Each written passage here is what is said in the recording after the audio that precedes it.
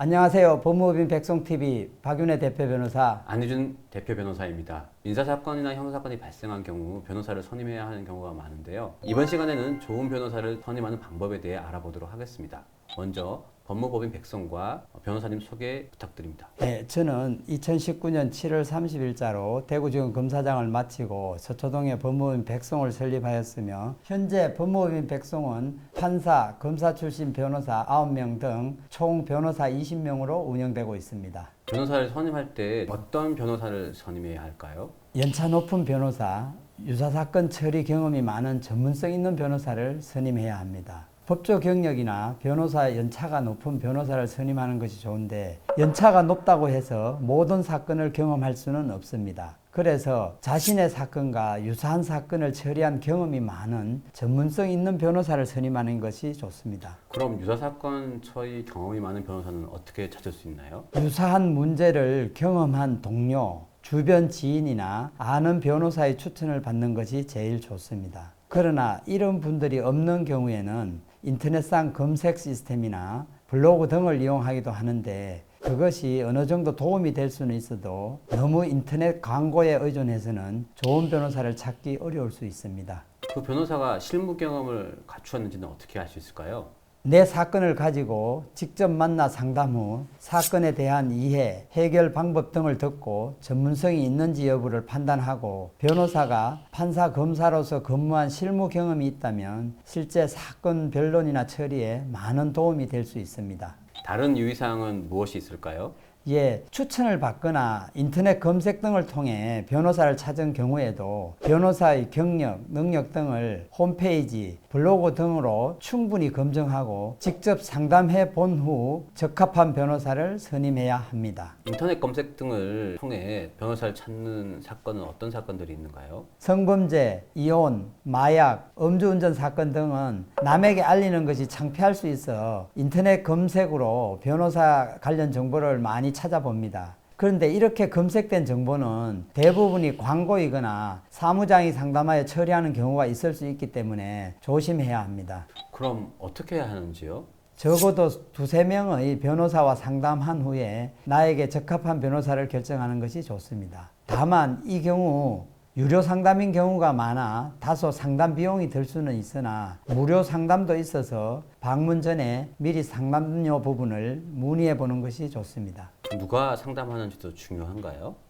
사무장 또는 직원이 아닌 변호사가 직접 상담을 하는지가 중요합니다. 간혹 사무장이나 직원이 상담을 하는 경우가 있는데 사무장이나 직원은 법률 전문가가 아니기 때문에 아무리 법률 문제를 많이 다루어 왔다 하더라도 이런 곳은 피해야 합니다. 변호사인지 여부는 명함 등을 통해 확인할 수 있고 변호사가 직접 상담을 하고 상담한 변호사와 실제 소송을 수행하는 변호사가 같은 곳을 찾는 것이 좋습니다. 사건 수임 후에 변호사와 통화도 안 되고 연락이 안 된다는 경우도 있던데요.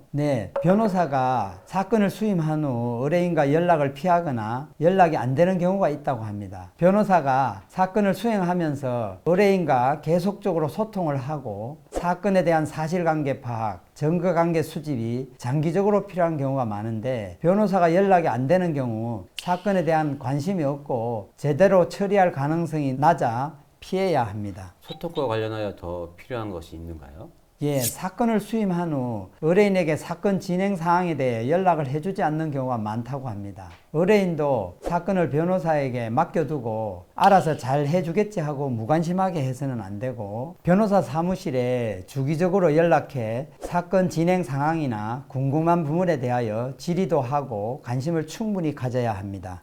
물건 살 때처럼 수임료도 싸면 좋은 거 아닌가요? 아닙니다. 수임료가 너무 적다고 좋은 것은 아니므로 적정 수임료를 지불하는 것이 좋습니다. 수임료가 너무 적은 경우에는 열심히 일하지 않을 수 있고 변호사는 적정한 수임료를 받고 성공 보수가 걸려있는 사건은 아무래도 열심히 하게 된다고 합니다. 따라서 무조건 수임료를 깎지 말고 자신의 경제적 능력에 맞추어 사건의 난이도, 변호사의 노력 등을 감안하여 적절한 수임료를 지불하고 변호사가 열심히 하여 사건을 성공해 주기를 바라는 것이 더 좋다고 할 수 있습니다. 예, 그럼 또 다른 유의사항도 있는가요? 성실하고 책임감 있는 변호사를 선임하는 것이 좋습니다. 변호사는 최선을 다해 업무를 처리하면 그것으로 일을 다한 것이고 결과가 좋지 않다 하더라도 원칙적으로 책임을 묻기는 어렵습니다. 변호사 업무를 잘 수행하기 위해서는 변호사의 성실함과 책임감은 필수적 요소입니다. 천재 변호사와 성실한 변호사 중에 선택하라고 한다면 대부분 성실한 변호사를 선택하라고 합니다. 자, 100% 성공 보장하는 변호사님도 있다고 하는데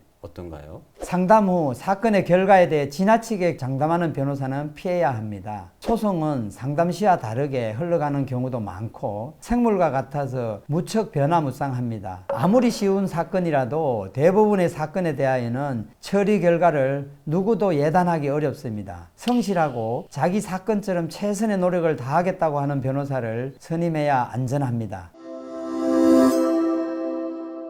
예, 지금까지 좋은 변호사 선임하는 방법에 대해서 말씀을 해주셨는데요. 좀 간단히 요약해 주실 수 있을까요? 지금까지 살펴본 바와 같이 연차가 높고 유사사건 처리 경험이 많은 전문성 있는 변호사, 변호사가 직접 상담하고 의뢰인과 잘 소통하는 변호사, 적정한 수임료를 지불하는 것이 좋고 결과를 지나치게 장담하지 않고 성실하고 책임감 있는 변호사를 선임해야 한다는 것입니다. 그럼 법무법인 백송의 변호사를 찾으면 되겠는데요. 예, 그렇습니다.